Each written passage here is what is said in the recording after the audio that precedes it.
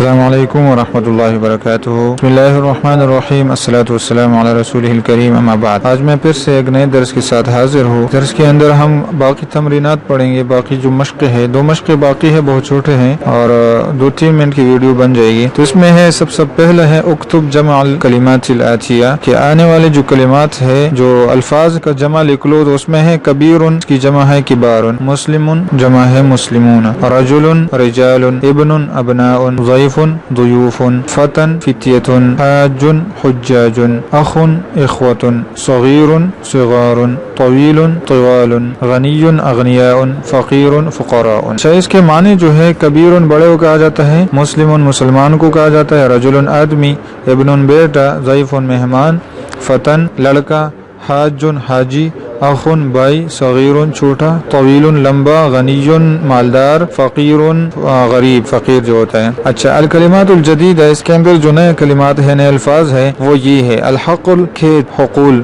اس کی جمع ہے بہت سارے کھیت، الناس لوگ، القریۃ گاؤں، الضیف مہمان، الشیخ بوڑھے کو بھی کہا جاتا ہے، معزز آدمی کو بھی کہا جاتا ہے، المطعم کھانے کی جگہ، المدرسۃ الابتدائیہ پرائمری اسکول۔ صحیح یاد رکھ لیں، اپنے پاس نوٹ کر لیں، اور اگلے ویڈیو میں نیا درس پڑھیں گے۔ السلام علیکم ورحمۃ اللہ وبرکاتہ۔